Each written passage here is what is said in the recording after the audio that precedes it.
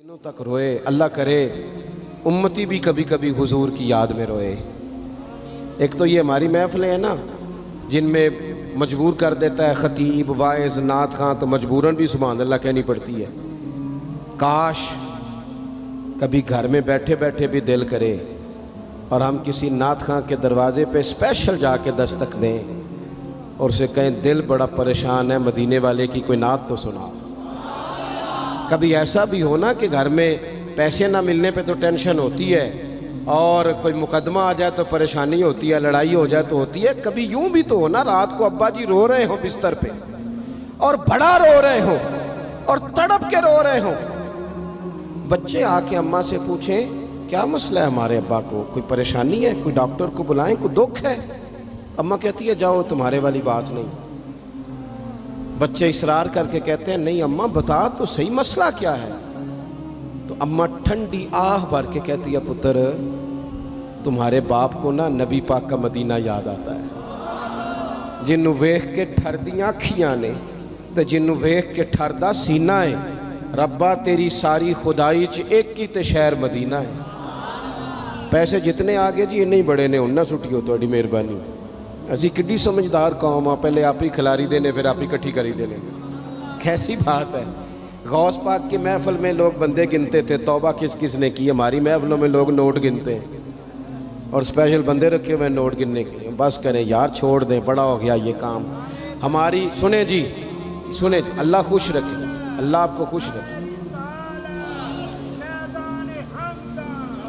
और मेरे भाई अल्लाह जज़ात सुने, हमें जो कुछ दीन ने दे दिया है वो हमारी औकात से पहले ही बड़ा ज़्यादा है। तो ये नोट छोड़ तो ये तो बात ही पीछे रह गई है। सानू तख्त हज़ारे दी लोड़ की है, नाले की लगे शहर बमोल दे नाल असी अपनी बाल के सेकने आ, सानू की लगे किसी और दे नाल। ये छोड़ दें ये काम, ये कोई इतना मुनासिब नहीं लगता। अल्लाह जज़ाए खैर दे। आप तवज्जो करें क्या अर्ज़ कर रहा हूँ। तो शदीद हुजूर सैयद आलम सल्लल्लाहु अलैहि वसल्लम रो रहे हैं आजमाइश में। उम्मत की आजमाइश को देखकर हुजूर रो रहे हैं कि उम्मत आजमाइश में। हज़रत जिब्रील ने जाके अर्ज़ की या रसूलल्लाह वो जो ख़ास हसासियत है ना हुजूर की तबीयत में उम्मत के हक़ में, उसके लिए हुजूर रो रहे हैं। तो रब करीम ने क्या पैगाम दिया, कहा कह दो महबूब से जाके वाला सौफ युती का रब्बु का फतरदा, महबूब रब आपको इतना देगा कि आप अपने रब से राज़ी हो जाएंगे, राज़ी किया जाएगा उम्मत के हक़ में। और हुजूर फरमाने लगे जब तक सारी उम्मत जन्नत में नहीं जाएगी मैंने राज़ी नहीं होना। हुजूर का ये रिश्ता हसासियत, चूँकि हमारे पास तो अब हम बाज़ दफ़ा लगता है कि ज़्यादा आलिम हो गए लोग, तो हमारी दीवारों पर ना, स्कूलों की दीवारों पर अंग्रेज़ों के कौल भी अब लिखे हुए हैं।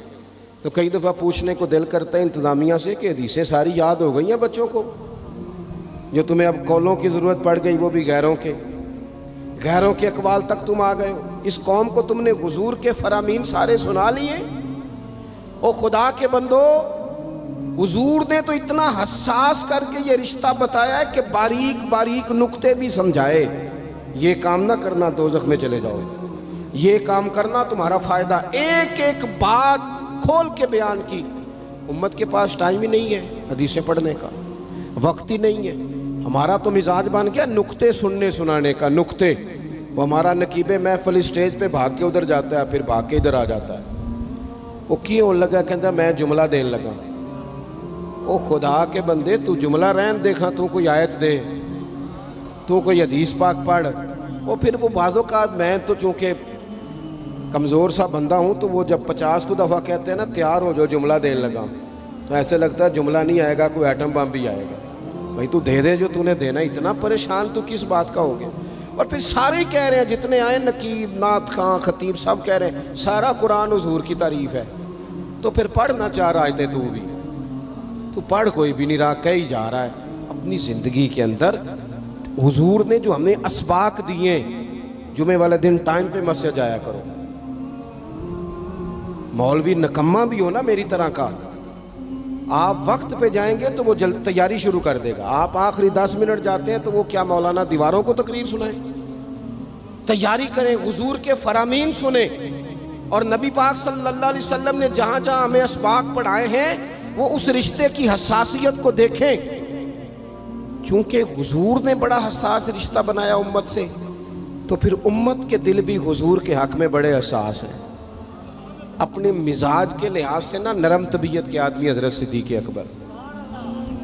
کچھ لوگ نرم ہوتے ہیں نا بیچارے، جو گیا مان لی، جو گیا مان لی، ان کو لوگ تنگ بھی بڑا کرتے ہیں۔ یہ بھی میں آپ کو بتا رہا ہوں۔ وہ جس بندے کا پتہ ہوتا ہے نا کہ جناب اس کے پاس گئے تو یہ اکثر تارے شاٹ بھی رہتی ہیں، تو وہاں ذرا جاتے بھی لوگ تھوڑی احتیاط کرتے ہیں۔ حضرت ابو بکر صدیق طبعاً نرم طبیعت کے تھے، کشادہ روئی، خندہ پیشانی مزاج کا حصہ تھا۔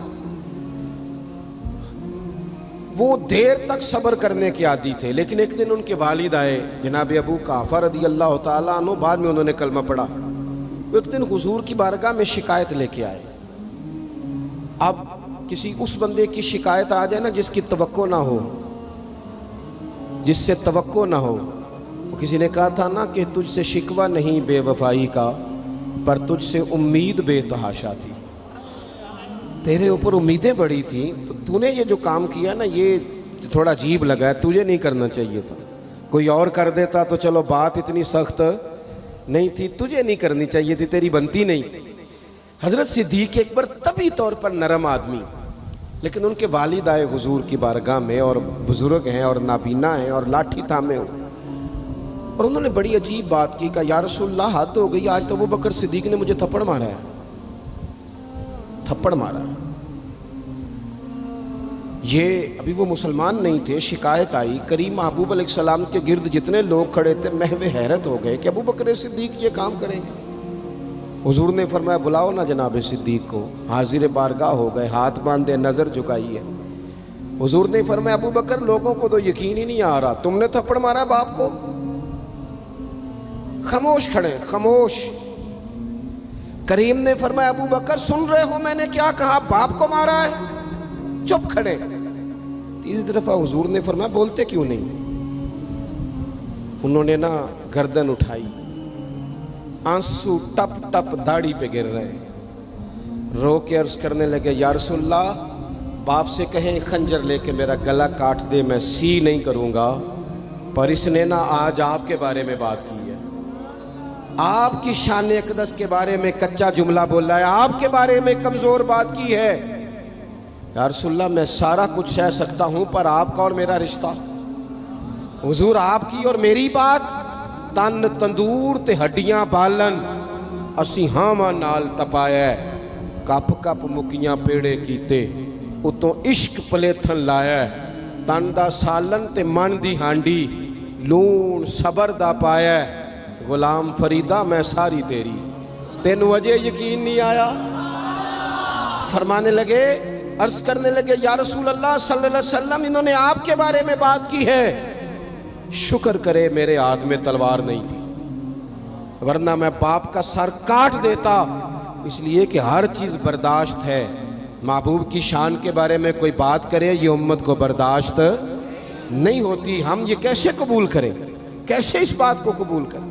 عزیز بھائی اس رشتے میں حساسیت، آپ دیکھیں صحابہ نا اس حساسیت، اور صرف ناموس رسالت کے مسئلے میں نہیں، ہر مسئلے میں وہ حضور کے حق میں حساس